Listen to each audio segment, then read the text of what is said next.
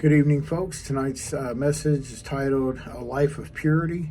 So we start off in 1 Corinthians 6 and 13. It says, "You say, food for the stomach and the stomach for food, and God will destroy them both. The body, however, is not meant for sexual immorality, but for the Lord, and the Lord for the body." Followed up in verses 6 and 18, flee from sexual immorality. All other sins a person commits are outside the body, but whoever sins sexually sins against their own body. So back in 6 and 13, it says, "The body, however, is not meant for sexual immorality, but for the Lord, and the Lord for the body." So it's telling you right there that not only are you sinning against the Lord with sexual immorality, but you're sinning against your own body. So God gave a specific purpose, okay? So we look over in Genesis 1:28, this ties into it. It says, "Then God blessed them, and God said to them, be fruitful and multiply. Fill the earth and subdue it. Have dominion over the fish of the sea, over the birds of the air, and over every living thing that moves on the earth."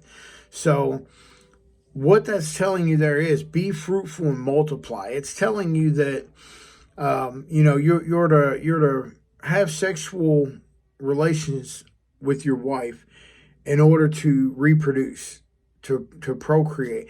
God gave us sexual organs to reproduce in a specific manner.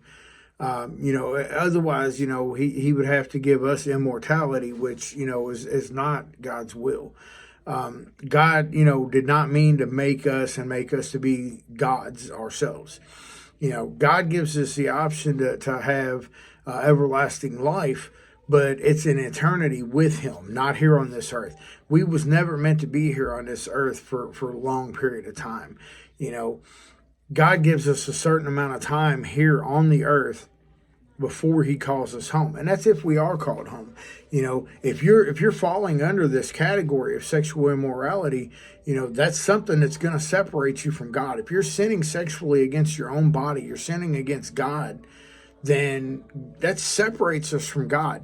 How can we live a sexual immoral life, and we're not married and we're sleeping with this person and that person, and we expect God to honor us for that and allow us to have eternity with him? No, that gives us eternity separated from God. God made man in his image. God made woman from man. That's why you've got the name woman, woman. The woman come from the man, okay? So God did that because he's seen fit to give us a partner. That in a sense right there, God making Eve from Adam's rib was basically signifying them as one body, which is why we have marriage. God gives us marriage to come together as one body, as one flesh. And that's when you have the ability and you have the right. Say that again. You have the right to procreate. You have the right to have sexual relations. You don't have that right outside of marriage. God calls us to be holy and righteous. And if you're living sexually outside of a married lifestyle, then you're sinning against God. You're sinning against your body. You're condemning your body to hell. You're condemning your spirit, your soul to hell. It gets to me, all the time. People try to say, "Oh, well, marriage is just a piece of paper." No, the piece of paper is just there to really signify, following under the law of the land. That's a legal document for the land, showing that you are a married couple. The marriage, in a sense, is way deeper than just a piece of paper. If you think it's just a piece of paper, you've got no business getting married in the first place.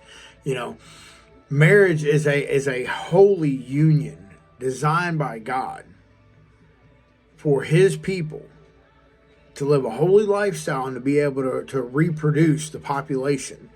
We were given a specific amount of time, so therefore, when our time is up, we die off. What happens if we don't reproduce? What happens if we don't, procreate? The Earth's population dwindles away and dies. That's one thing that's one of the biggest problems. Yeah, it's sad to see that babies are being killed in the womb, and of course it's murder, but you look at it as it's a way to control the population. That's why it was started. That's why, they started off doing abortion to control the population, to keep our population from getting out of control, is what they see as, you know. But God gave us that ability to reproduce for a reason, not so we could just say, oh, well, it's going to cost us this amount of money, to raise a child, let's just go ahead and terminate this pregnancy. No, that is a gift from God. Children are a gift from God. I don't care how bad they stress you out. It's going to happen. Children do it. I mean, you stress your parents out. You expect your children not to stress you out? I mean, think about it. As bad as you stress your parents out, you probably deserve it that much more, But it's because we're born into a system of sin that has corrupted the flesh. We have to get back to the holiness in our flesh. And we have to stick to having that holy union for our sexual relations. The more and more people keep on having sex outside of marriage, it's like Sodom and Gomorrah. They were having sex outside of marriage. They were having, man on man, woman on woman, they adults with children, they were living in all these different sexual sins. And what happened? God destroyed the entire land. There's going to come a time where God decides to just, remove his presence from us, from this earth. And what's going to happen is things are going to get way out of control. The end times talks about it. There's going to be a time where this world is nothing but utter chaos and destruction. And we're on that path right now. So, folks, I plead with you. I plead with you. Stay holy. Live holy. If you're not married and you're in a relationship, if you don't feel like you're meant to marry that person, separate. God will give you somebody if you obey his commands. If you are faithful to his word, God will bless you with the union that you're meant to be in.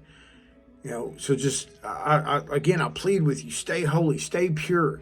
If you've never had sex, don't do it until you're married. I promise you to be the most intense, in a good way, most intense and spiritual connection that you will ever have with a person. So just stay holy, folks. That's all I can just say it till I'm blue in the face. Stay holy. I love y'all. Everybody be safe and be blessed. Y'all have a great night.